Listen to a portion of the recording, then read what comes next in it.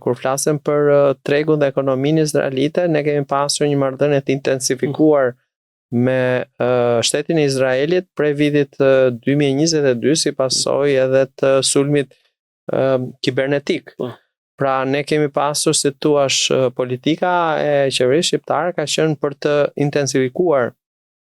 marrëdhënien ekonomike dhe marrëveshjet me shtetin e Izraelit në kuptimin e krijimit edhe të